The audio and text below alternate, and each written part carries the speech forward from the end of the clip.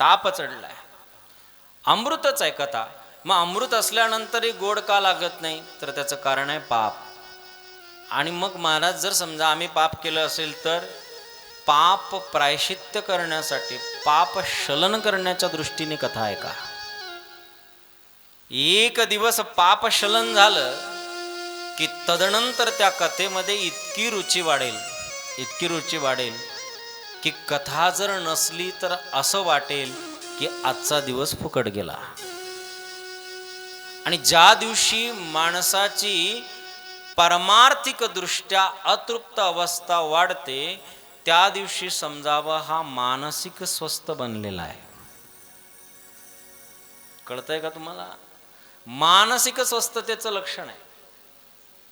जसं संसाराच्या ठिकाणी माणसाची अतृप्ती वाढणं, संसारामध्ये माणूस स्वस्थ आहे. आज एखादा पदार्थ खाल्ला तर उद्या दुसरा पदार्थ खाण्याची इच्छा होते, परवा तिसरा पदार्थ खाण्याची इच्छा होते, त्याच्यानंतर अजून काहीतरी मिळावं याची इच्छा होते. इच्छा कधी संपते? नाही संपत. माणूस संपला तरी इच्छा संपत नाही.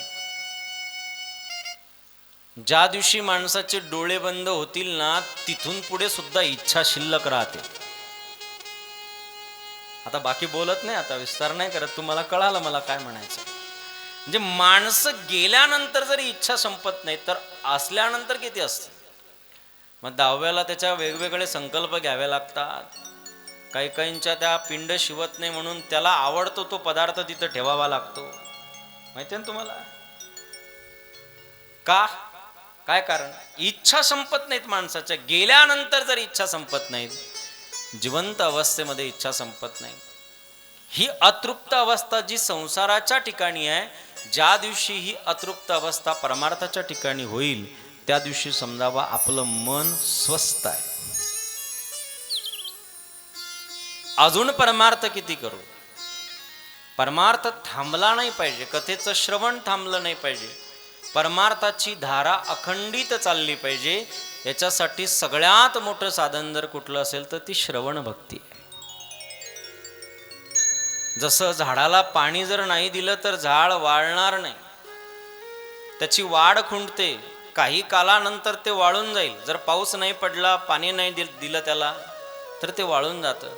तसं आपल्या हृदयपटलामध्ये भक्ती निर्माण झाली, पण जर सत्संगतीचं पाणी त्याला दिलं नाही आपण, तर ते झाड वाढत नाही, ते तिथल्या तिथेच राहतं. मग माणसं म्हणत असतात, आम्ही काय देवाचं वाईट केलं हो, देव आमचं का करतो? केलं एवढं आणि मागण्याची अपेक्षा एवढी. जीवाची अपेक्षा संपत नाही. बऱ्याच जणांना असं वाटतं की 50 वर्षापर्यंत आपण संसारामध्येच मग्न होतो, मग आता 50 वर्षानंतर 55 वर्षानंतर रिटायर झालो, आता 10-15 कथा ऐकून घेऊया, म्हणजे झाली आपली मुक्ती. जर कथा या उद्देशाने ऐकली तर आसन सिद्ध होईल, पण कथा नाही भेटणार. बैठक सिद्ध होईल, तुम्ही एका बैठक मध्ये 4-4 तास बसण्याचं तुम्हाला अभ्यास होईल, पण त्या कथेपासून तुम्हाला काही मिळणार नाही. मग कथा कुठल्या दृष्टीने ऐकली पाहिजे, तर अतृप्त अवस्थेला.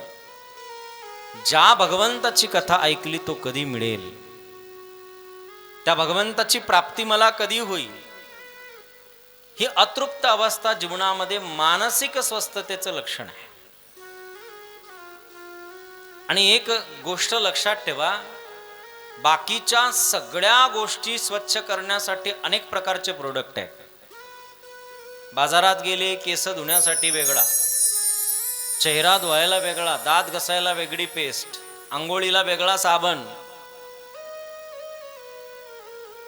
अनेक प्रकारचे साधनं आहे. पण मन स्वच्छ करण्यासाठी जगात कोणत्याच दुकानात आणि कुठल्याच मेडिकलमध्ये साबण आलेलं कवणीला मिळतं असं कुठंच साधन नाहीये. ते साधन फक्त एकमेव, फक्त आणि फक्त सत्संगती आहे, भगवंताची कथा आहे, की ज्या साधनाने मन स्वच्छ होतं. आणि एक लक्षात ठेवा, मन जिथपर्यंत स्वच्छ होत नाही तिथपर्यंत भक्तीचा दरवाजाच उघडत नाही, प्रवेशच होत नाही. बाह्यांगाने भक्ती चालू आहे, पण मनामध्ये जर कपट असेल तर तुलसीदासजी महाराज म्हणता,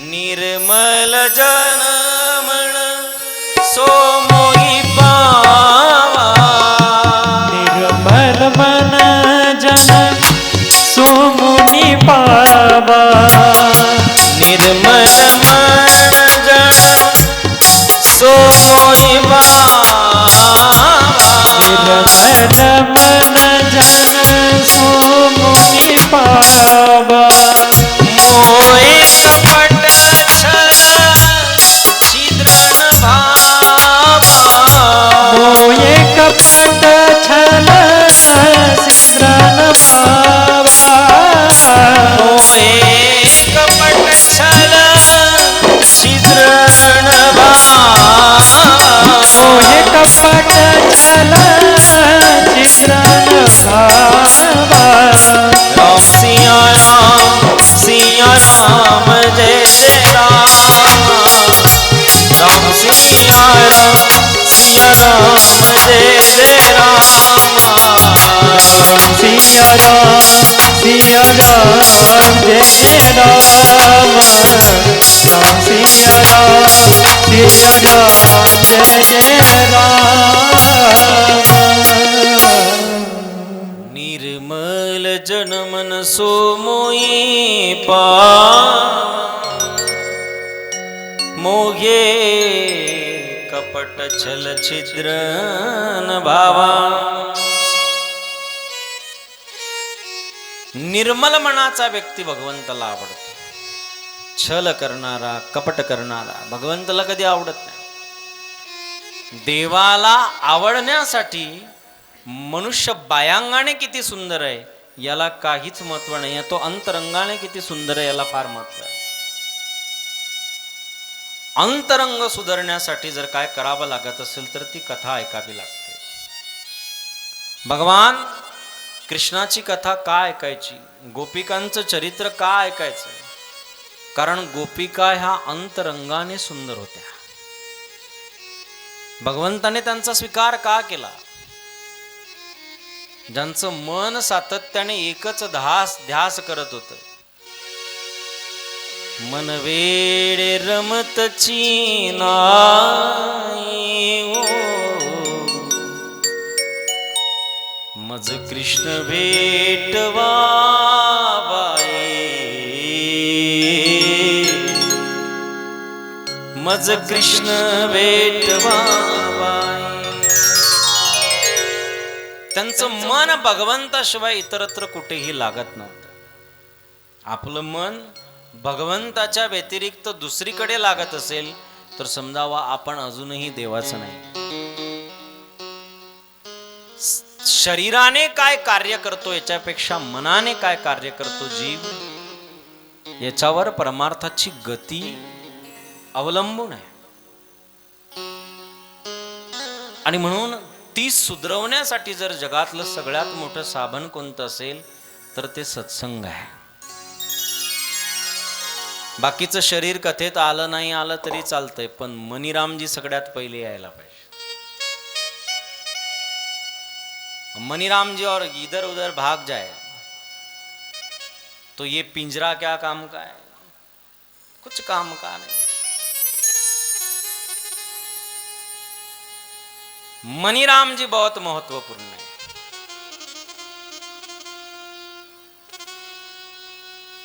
मन ही मिलावत राम सो, मन ही करीत भजे.